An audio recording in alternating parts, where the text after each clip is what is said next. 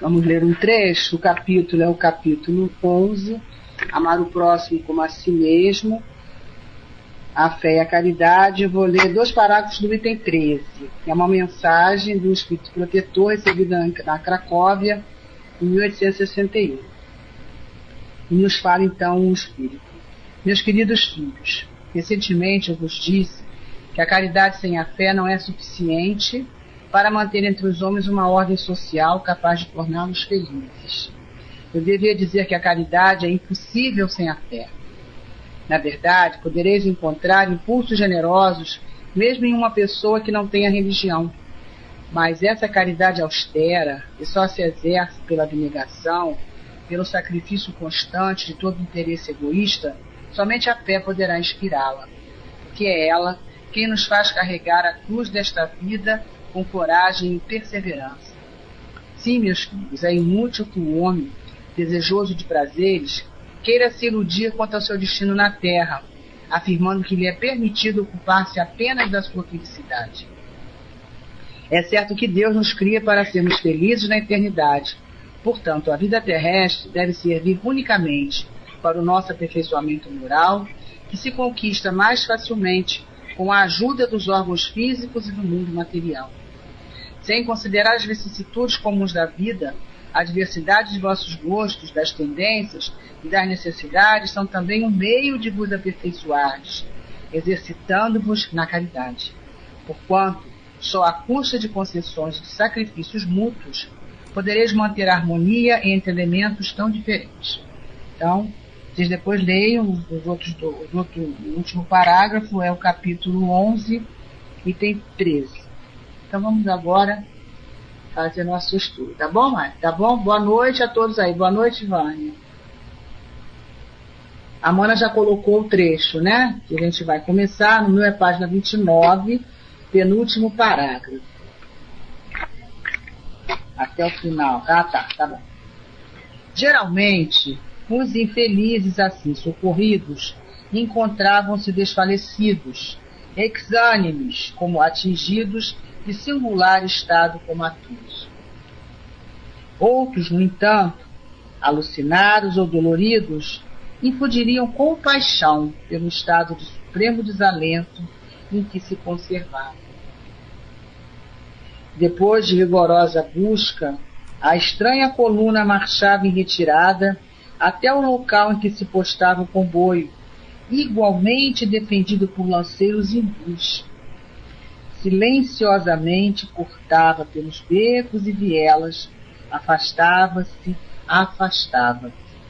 desaparecendo de nossas vistas, enquanto mergulhávamos outra vez na pesada solidão que nos cercava. Em vão clamavam por socorro os que se sentiam preteridos, incapacitados de compreenderem que, se assim sucedia, era porque nem todos se encontravam em condições vibratórias para emigrarem para regiões menos hostis. Em vão suplicavam justiça e compaixão, ou se amotinavam revoltados, exigindo que os deixassem também seguir com os demais. Não respondiam os caravaneiros com um gesto sequer, e se algum mais desgraçado ou audacioso tentasse assaltar as viaturas a fim de atingi-las e nelas ingressar, 10, 20 lanças faziam-no recuar, interceptando-lhe a passagem. Então, um coro hediondo de uivos e choros sinistros, de pragas e gargalhadas satânicas, o ranger de dentes comum ao réprobo que estertora nas trevas dos males por si próprios forjados, repercutiam longa e dolorosamente pelas ruas lamacentas, parecendo que loucura coletiva atacara os míseros detentos, elevando suas raivas ao incompreensível no linguajar humano. E assim ficavam. Quanto tempo? Ó Deus piedoso, quanto tempo?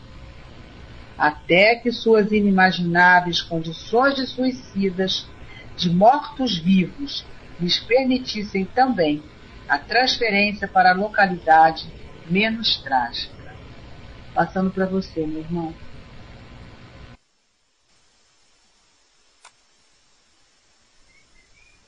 Que bom, Akanda, te ver novamente aí. Que bom, Juliane, te ver aí. Vamos lá. Geralmente, os infelizes socorridos encontravam-se desfalecidos, exânimes, como atingidos de singular estado comatoso, e outros, nem tanto, alucinados e doloridos.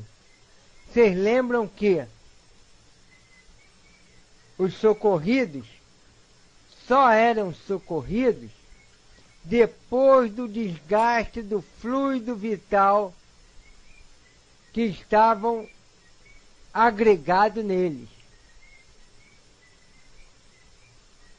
Lembram-se vocês que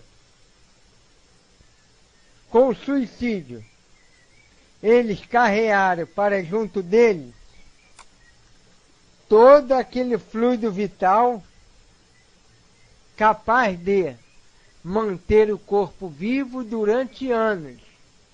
Então todos os fenômenos fisiológicos ainda os atormentavam. Somente quando desgastasse toda essa energia, eles estariam em condições de perceber e receber o socorro. Então era uma seleção por conta disso. Não era pura e simplesmente, vamos escolher este ou aquele. Quando eles desciam, os caravaneiros, até o vale,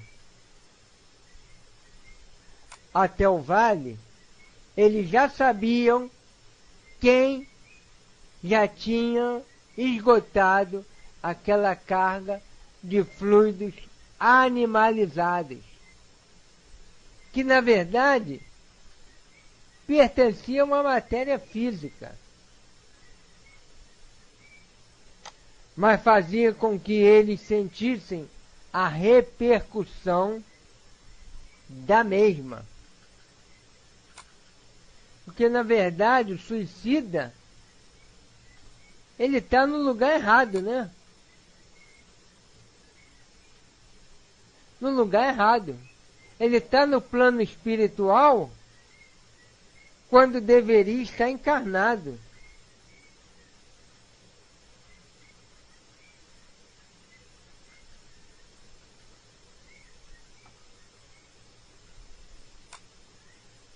Está à margem da lei. A lei espera que ele chegue lá. Em determinadas épocas, por vias naturais, e ele se coloca como agente da lei, em favor próprio, e tira a própria vida. Então está no lugar errado, na hora errada. Por isso que lá no início do livro diz que eles eram socorridos pela caridade, pelo verdadeiro amor. Porque eles não traziam condições espirituais que possibilitassem o socorro. Aí ele diz, depois de rigorosa busca, a estranha coluna marchava em retirada até o local onde se postava o comboio, igualmente defendido por lanceiros hindus. Lembra que o lanceiro é alguém do corpo da guarda. É como os batedores do exército, né? Aqueles camaradas que vão de moto. Os lanceiros se postavam ali na condição de isolamento, proteção ao grupo, proteção ao socorrido e proteção aos socorredores. Não se esqueçam que eles pensavam os suicidas ainda como encarnados. Logo, a lança dos lanceiros os atemorizavam. Já deu para vocês escutarem que a calopsita está disputando comigo, né?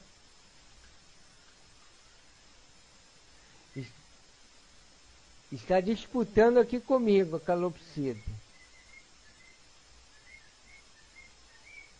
Estão ouvindo?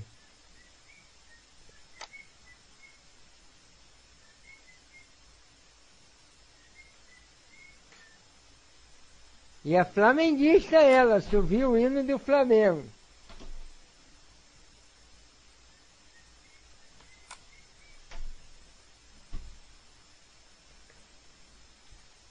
Aí, desse modo, os lanceiros impunham esse respeito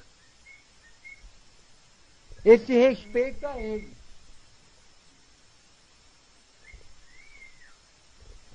Ouviram?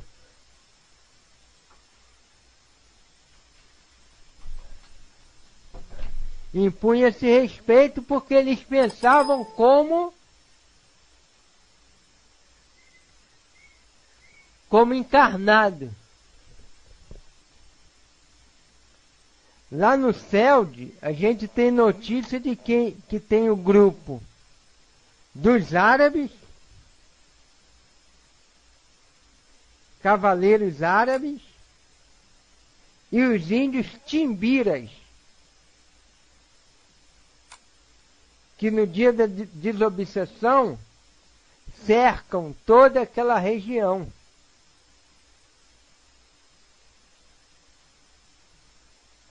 Cercam toda aquela região. Para impor respeito mesmo, né? Se você não defende, se a gente defende as coisas materiais, com que dirá sentimento de respeito a gente não deve votar as coisas espirituais. Há de se ter toda essa defesa. Eles vão empregar força? A maioria das vezes que não. Porque só a presença deles intimidam. Só a presença intimida. É apenas para resguardar aquilo que há de mais sagrado num trabalho de caridade. Por isso que lá no CELD a gente ouve falar dos cavaleiros árabes e da tribo dos timbiras. Vocês da desobsessão aí já ouviram isso? Já ouviu, Akanda?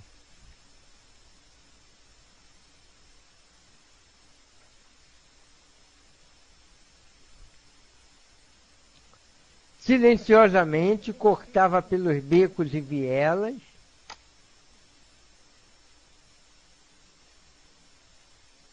afastava-se, desaparecia de nossas vistas, enquanto outra vez na pesada solidão nos cercava. Então esse relato aqui mostra que o Camilo foi um desses, nesse dia, que não foi socorrido, né?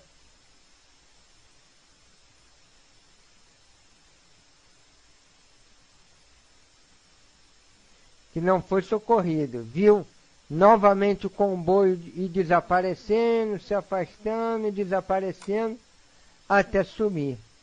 Até o vale se tornar novamente de pesada solidão. Aí ele diz: em vão clamavam por socorro os que se sentiam preteridos, incapacitados de compreenderem que se assim sucedia, era porque nem todos se encontravam em condições vibratórias para emigrarem para a região menos hostil.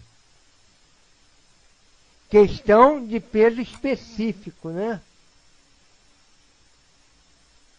Eles teriam que se, entre aspas, desmaterializar-se um pouco, tirar todo aquele fluido grosseiro do fluido vital para ter condição de ser socorrido. E em vão eles clamavam. E a gente vai pensar, poxa, mas isso não é falta de caridade?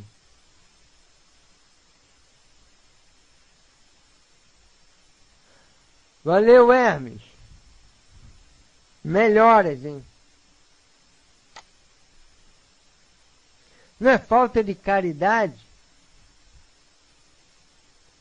Aí a gente lembra lá de Jesus. Não se deve atirar pérolas aos porcos.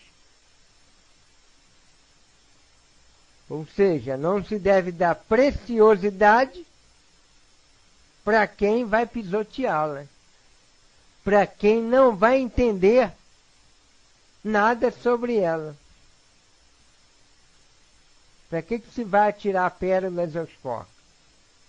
Gasta tempo, gasta socorro, se eles não compreenderiam.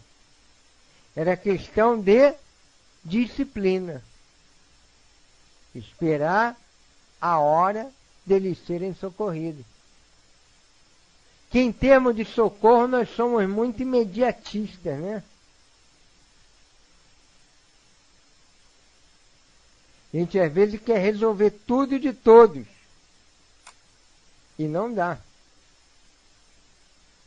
Nesse caso, tinha toda uma programação de serviço. Aí ele diz, em vão suplicavam justiça e compaixão, ou se amotinavam revoltados, exigindo que os deixasse também seguir com os demais. Não respondiam os caravaneiros com um gesto sequer. E se algum mais desgraçado ou audaz tentasse assaltar as viaturas a fim de atingi-lo e nelas ingressar, 10, 20 lances faziam-no recuar, interceptando-lhe a passagem. À primeira vista parece frieza, né? Não parece frieza? O outro suplicando para ser levado, para ser socorrido. Para a gente ver que não é qualquer um que pode trabalhar em zonas socorristas, né? Tem que colocar nessa hora a razão acima da emoção.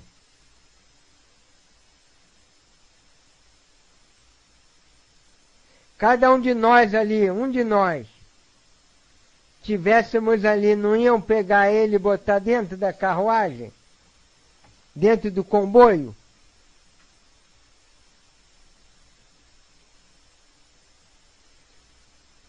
Imagina, alguém suplicando socorro.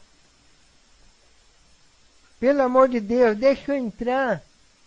Vocês não vão deixar entrar, não vão me socorrer. Não vê que eu estou precisando? E eles não respondiam nada. Um gesto sequer. Mas não era frieza nem desprezo, não, gente. Era isso que a sobrinha Mana está falando. Conhecimento de causa. Disciplina, né? Entendimento.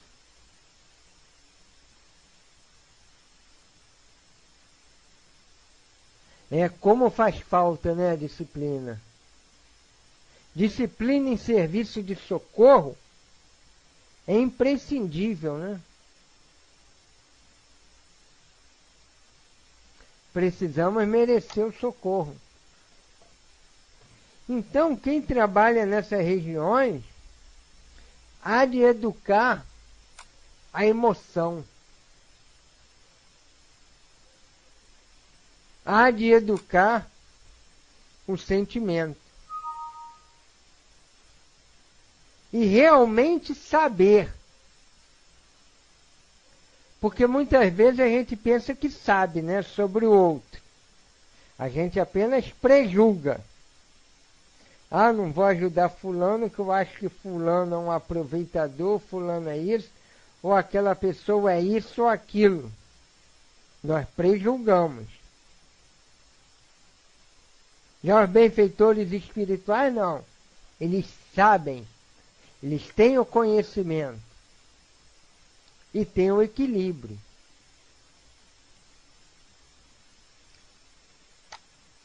E lembremos que os milicianos não eram aqueles dos mais evoluídos da colônia. Eram guardas. Mas ver a disciplina que eles traziam. A gente vai ver lá na frente que alguns deles eram ex-chefes de falange, de obsessores. Então era alguém que conhecia também o outro lado. E sabia que nesse momento era necessário manter a disciplina, o entendimento. Por isso que eles apontavam 10, 20 lanças para aqueles. Porque senão perturbariam o serviço se fossem socorridos. Vocês lembram lá da vampira em Nosso Lar?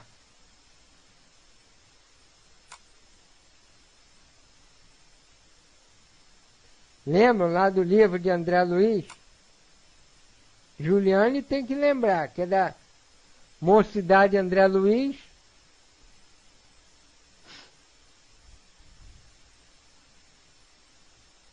Isso, no portão.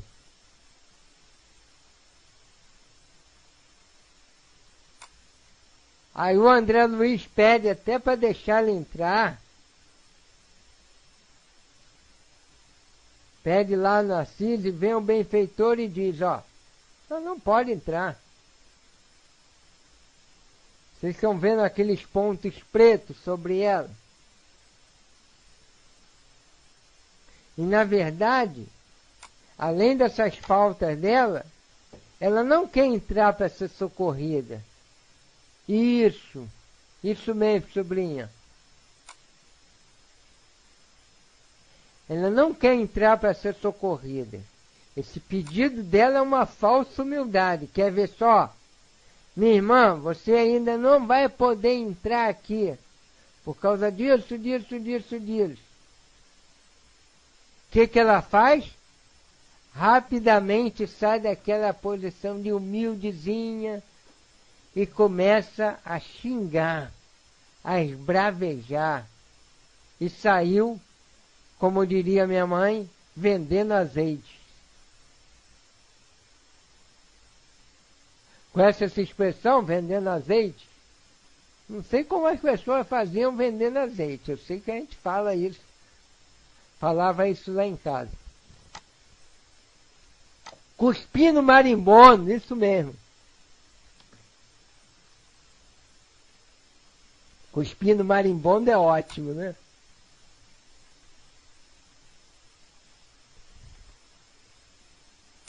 Então seria um caso desse. Imagine um espírito sem condições nenhuma de ser socorrido, é levado lá para o vale, para a colônia.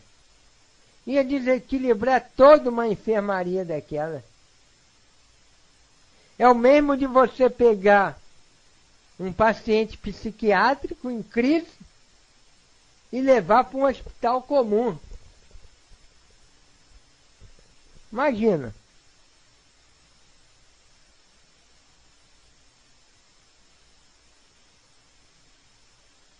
Daria certo? Sem condições nenhuma, né?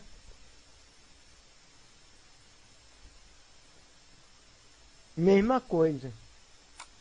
Aí ele diz aqui, então, um coro hediondo de uivos e choros sinistros, de pragas e gargalhadas satânicas, o ranger de dente comum ao réprobo que estertora nas trevas dos males, por si próprio forjado, repercutia longa e dolorosamente pelas ruas lamacentas, parecendo que a loucura coletiva atacara os míseros detentos, elevando suas raivas ao incompreensível num linguajar humano.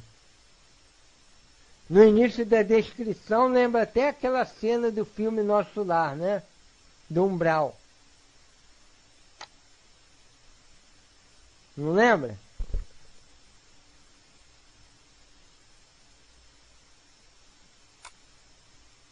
Só que no Nosso Lar, ela é mais ou menos cada um na sua, né? Cada um na sua. Aqui não. Aqui, quando eles viam que não eram socorridos, tomava-se aquela loucura coletiva que atacaram os míseros detentos, levando suas raivas ao incompreensível no linguajar humano. Não tem nem linguagem para expressar.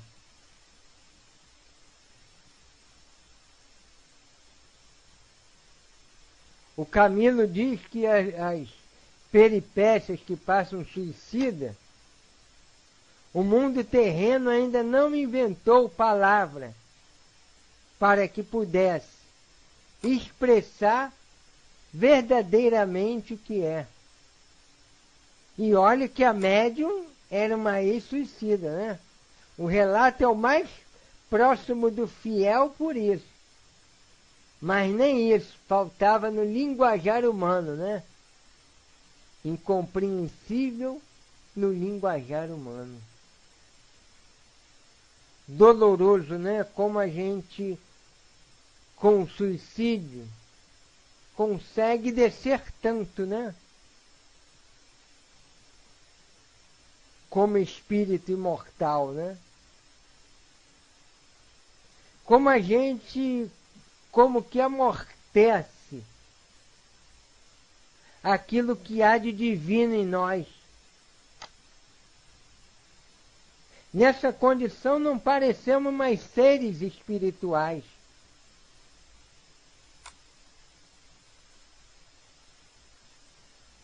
Dá a impressão do que o que é divino em nós foi abafado, apagado. Qual expressão de divindade trazemos em nós quando nos suicidamos?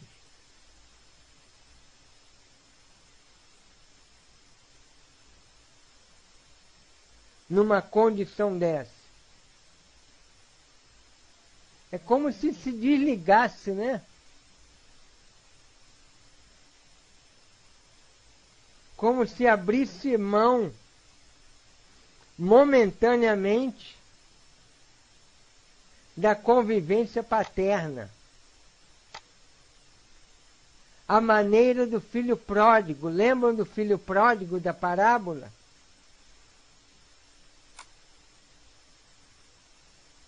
Que se afasta do pai. E no final está disputando a comida com os porcos. Qual semelhança tinha aquele homem que disputava a comida com os porcos com seu pai, o fazendeiro próspero, o dono de muitas terras, de muitos gados?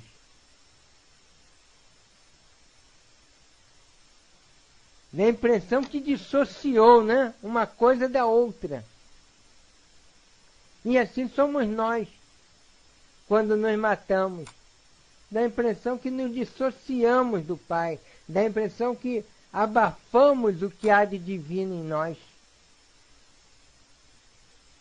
Por isso estavam nessa condição aqui. Que a gente olhava e não reconhecia as características de espíritos imortais, criado à imagem e semelhança de Deus. Como a gente consegue descer tanto, né, como espírito. E para descer, nunca existe o último degrau. Isso mesmo. Esquece de Deus. A gente sempre pode descer um pouco mais.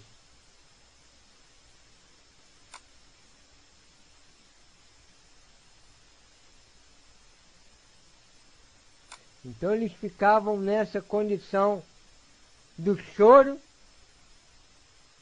e ranger de dente. Estado de loucura mesmo.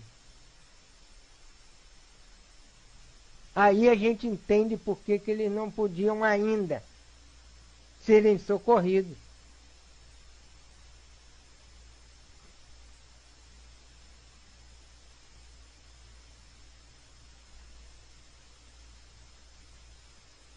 Porque eles, os caravaneiros, tinham a visão geral do trabalho.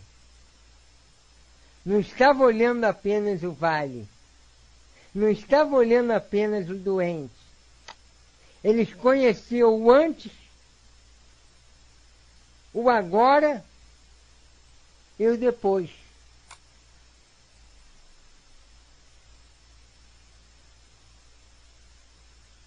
Quando eles iam para lá socorrer, eles já sabiam a condição de todo mundo.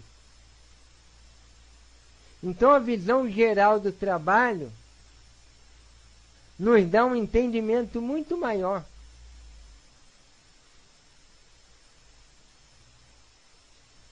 Do que pode ser feito e do que deve ser feito.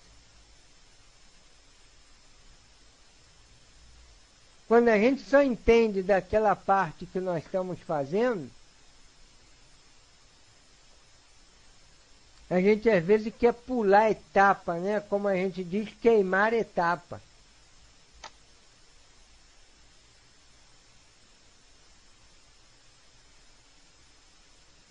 A gente quer resolver tudo, quer melhorar todo mundo de vez.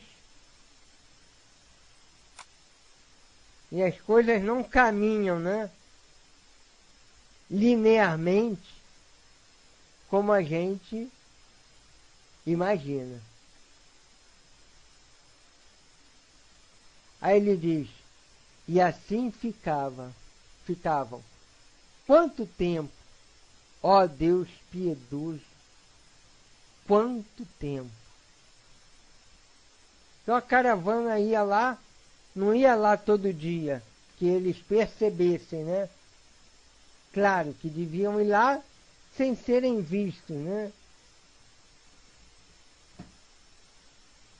Eles deviam ir lá de tempo em tempo, sem ser vistos, e eram acompanhados pelos aparelhos lá da colônia. Eram acompanhados. Nós vimos que era chamado, muitas das vezes, por nomes, né? Nominalmente, quem iria ser socorrido.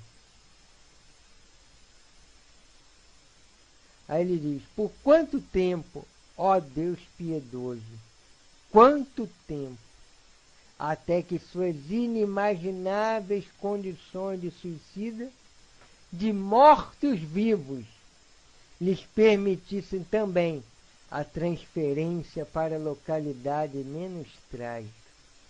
Condição inimaginável, não dá para a gente imaginar, a não ser quem passou. E a condição de mortos-vivos, porque eles não sabiam muito bem o que estava acontecendo. Ora pensavam que já tinham morrido, ora pensavam que enlouquecia, ora pensavam que morreram e estavam no inferno.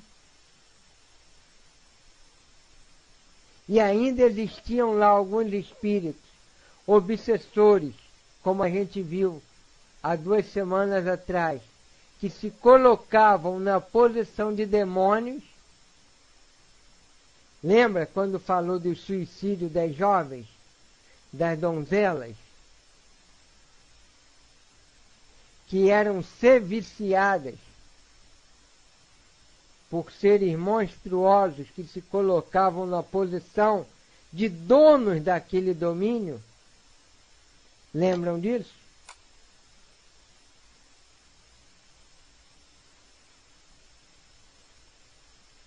Então estavam na condição de mortos-vivos. Morreram e continuavam a sentir todos os fenômenos mais fortes que a carne poderia existir sobre eles. Buscaram com o suicídio o afastamento de todos e agora sofriam esse afastamento. Buscaram se isolar, sumir da frente das criaturas humanas e encontravam agora a solidão porque estavam com a multidão que não poderiam socorrê-los. Eram iguais a eles, formando uma massa só de sofredores.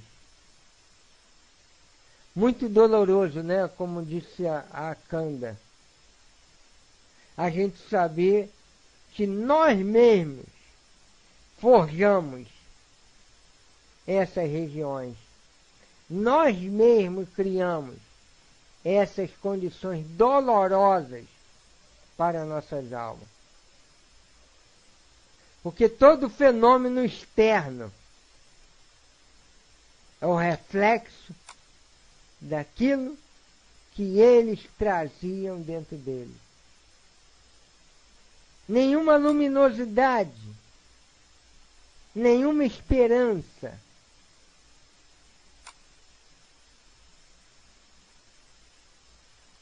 faziam com que aquele lugar não tivesse luminosidade, não tivesse esperança, não tivesse brilho, não tivesse dia, não tivesse beleza, porque eles próprios traziam a fealdade da própria inferioridade. Como a gente se afasta de Deus, né, nessa hora. Como somos inconsequentes, né? Esquecemos do nosso papel na criação divina. Esquecemos que somos herdeiros de Deus.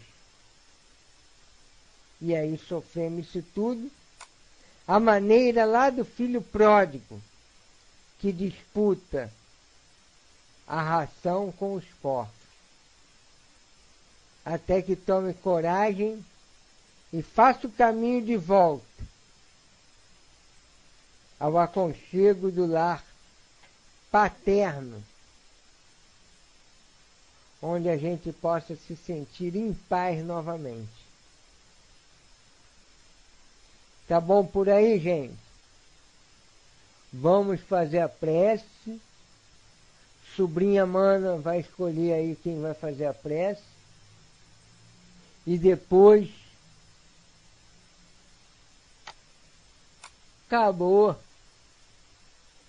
Por mim, se marcar, a gente vai até 1h.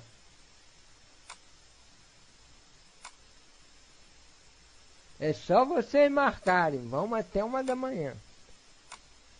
Uhul, gostei. Eu e a calopsita, o quindim, aquele amarelinho igual um quindim. Edvaias vai fazer a prece, nossa amiga, com esse coração maneiro que ela está. Vamos lá.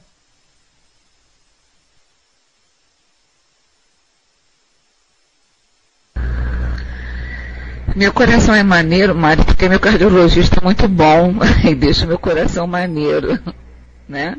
Quem tem cardiologista bom, o coração fica maneiro. Olha só, deixa a Calopsita cantar. Enquanto ela estiver cantando do Flamengo, ela pode cantar à vontade, certo? Ela tem o direito, afinal de contas é um ser da criação divina também. E inteligente, né? Bem inteligente.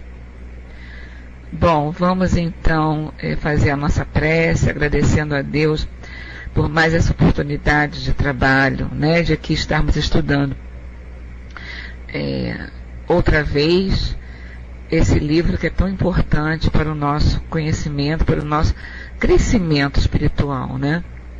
Então vamos elevar os nossos pensamentos a Deus, vamos trazer a figura de Jesus, procurar trazer a figura de Jesus em nossos corações, em nossas mentes, com o seu semblante sempre meigo, com a sua vibração de amor, de carinho, e roguemos assim com os nossos corações. Jesus querido, companheiro nosso de todas as horas, mais uma vez estamos aqui reunidos, estudando um pouco mais da doutrina espírita, estudando um pouco mais sobre a mensagem que esses espíritos amigos tão carinhosamente deixam para todos nós. Que possamos, mestre querido, ter a oportunidade de realmente aprender, de pensar, analisar e refletir com a mensagem que aqui escutamos, com as reflexões que aqui podemos encontrar. Que todas essas reflexões possam fazer parte do nosso patrimônio espiritual, permitindo, mestre querido, que as nossas modificações, que os nossos pensamentos, as nossas vibrações possam se modificar como resultado do esclarecimento, Senhor Jesus. Agradecemos a presença desses amigos espirituais que coordenam este trabalho, que nos incentivam, que nos ajudam e que nos auxiliam, Senhor Jesus, a caminhada. Que seja em teu nome, mestre querido, que seja em nome de Cair Barchuta, nosso patrono, que seja em nome dos espíritos que estão comprometidos com a divulgação doutrinária e com a educação de todos nós aqui encarnados ainda, e mesmo os companheiros desencarnados, mas acima de tudo, Senhor da vida, em nome de Deus, que possamos mais uma vez te agradecer e te pedir, permaneça conosco, Senhor, pois tanto ainda precisamos de Ti. Que seja assim, agora e sempre, graças a Deus. Passando para você, Mário.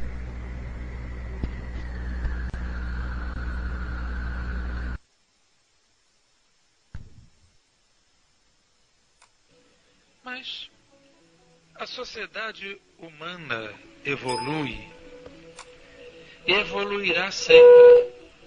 Hoje já se fala em direitos à sociedade, em direitos que caracterizam o ser morar com equilíbrio, em direitos que se classificam como direitos da educação. São formas de observarmos o ser caminhando. Não bastam apenas os chamados direitos humanos, tão decantados nas sociedades modernas. É necessário que se tenha o direito a viver bem, que se tenha acesso a todas as formas de educação, que se inspirem professores, instrutores, para dizer aos seres que eles podem, que eles devem ter acesso a tantos ensinos. E o que falar da residência? Nossa sociedade, particularmente aqui do Brasil, com tantos guetos, aonde a dor, a miséria, a pobreza imperam, também estes não terão direito a viver condignamente? Sim. Todos esses direitos caracterizam a espécie humana. E nós, na medida do nosso próprio aprimoramento moral e intelectual, caminharemos em busca destes valores. Mas há, porém, um direito inalienável do ser humano, que somente Jesus o dá. Somente Ele nos ensinou. Somente Ele foi capaz de abrir para a sociedade da sua época com vistas até os dias de hoje. Somente um direito Ele nos chamou a atenção. O direito ao amor. O direito ao sentimento. O direito à caridade. O direito a praticarmos com plenitude o amor ao semelhante, como Ele nos amou, e não como nós desejaríamos que o fosse. Sim, todos desejariam amar e ser amados na mesma proporção. Amar e ser compreendidos na mesma proporção que Ele nos amou é diferente. Amar e ser compreendido na condição ou na proporção que Ele nos deu é totalmente diferente de amarmos como nós gostaríamos que fôssemos amados. O direito ao amor foi nos ensinado por Jesus. O direito à caridade também foi nos ensinado pela doutrina espírita. Por que não? A doutrina espírita, em sua essência, é a prática pura da caridade. Então podemos dizer, sem sombra de erro, que a doutrina espírita deu-nos o direito a praticar a caridade. O conforto diante de um sofrimento. A solidariedade diante da dor. O amparo diante das necessidades de uma pessoa que nada possui. O ânimo àqueles que estão decaídos. Todos esses sintomas fazem parte da lei do amor. Então, meus irmãos, não nos esqueçamos. Em nossa vida diária, nos momentos em que estamos vivenciando inúmeras dificuldades, nos momentos em que aprendemos a ver no doente, no idoso, no órfão, na viuvez, no momento em que vemos tantas dores se aproximarem e nós dizemos assim, sou capaz de me aproximar desta pessoa em nome da doutrina espírita?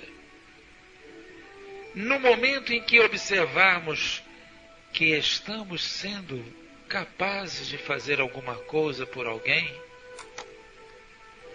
nós diremos assim, ah, Jesus, bem que tu nos ensinastes, e quando fizerdes a um destes mais pequeninos, é a mim que o tereis feito. No episódio tão belo em que o homem declarava: Senhor, quando foi que te amei? Quando foi que te alimentei? Quando foi que te vesti? Quando foi, Senhor, que te visitei doente, aprisionado? E o Senhor lhe respondeu: quando fizestes a um destes mais pequeninos, foi a mim mesmo que o fizestes. Jesus, então, neste momento, sancionou o direito à lei do amor. E nós, como espíritas, tenhamos no coração a certeza de que este amor precisa ser cultivado, porque o amor não é senão o resultado do nosso crescimento interno, não é senão a contínua prática do bem que nos dá tal sentimento.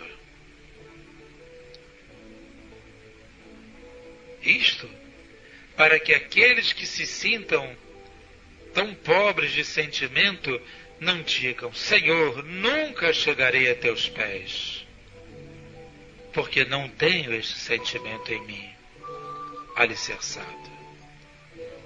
O Senhor dirá: tu caminhas e vencerás. Tu andes e conquistarás. Tu pratiques e isto será normal em tua vida. Assim, meus irmãos, aqueles que se sentirem menos capazes e que digam no fundo do seu coração: ainda não sei amar, que repitam no fundo da alma: hei de começar hoje a manifestação do amor pelo meu próximo. Perdoarei, não 7 vezes, mas 70 vezes 7. Desculparei, honrarei meus compromissos.